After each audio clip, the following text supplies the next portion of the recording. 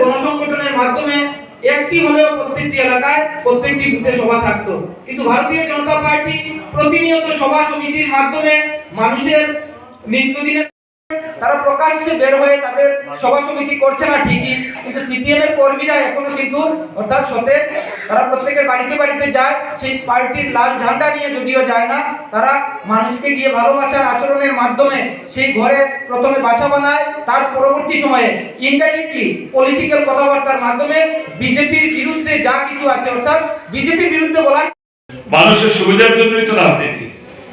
আমরা যারা 12 মাস রাজনীতি করি, ক্ষমতায় থাকা এক জিনিস, ক্ষমতার ভেতরে থাকা এক জিনিস, বাইরে থাকা এক জিনিস। আমরা এখন ক্ষমতার ভেতরে আছি।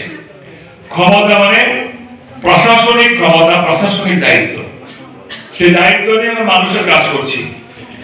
আপনারা দেখবেন আমি গতকালকে মন কি বাত অনুষ্ঠানের জন্য পদ্মবিল গিয়েছিলাম। এই যে পদ্মপুর থেকে যে রাস্তা পানিসাগর দিয়ে গেল, কি অবস্থা ছিল রাস্তা। গতকালকে আমার একটু দেরি হয়ে যাচ্ছিল, তাহলে পৌঁছতে হবে পানিসাগর মন্ডল অফিসে। 20 মিনিটে 21 মিনিটে পানিসাগর পৌঁছে গেলাম। এত মসৃণ রাস্তা হয়েছে সবগুলো রাস্তায়। আমি ইঞ্জিনিয়ার সাহেবকে আজকে ডেকেছিলাম, তো যেহেতু আজকে আমি মিটিং এ চলে আসবো, আগামীকালকে আমি ডাকিয়ে রেখেছি।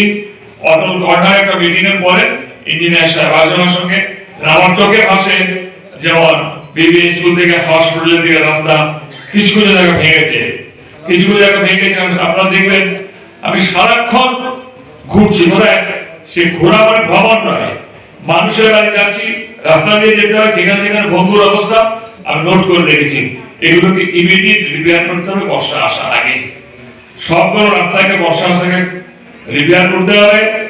প্রত্যেক এলাকার ড্রেনগুলোকে সংস্কার করতে হবে। ড্রেনগুলো যেন ওভার ফ্লাডেড না হয়ে মানুষকে অসুবিধার সৃষ্টি না করে। নদীর কথা শ্যামল বলেছে, ছড়াগুলো, শুকনা ছড়া, শাকাই ছড়া, কারজান ছড়া ইত্যাদি বিভিন্ন ছোট ছোট ছড়া আছে, এগুলো কিন্তু পরিষ্কার হয়ে যাবে এর মধ্যে। তার কারণ মানুষ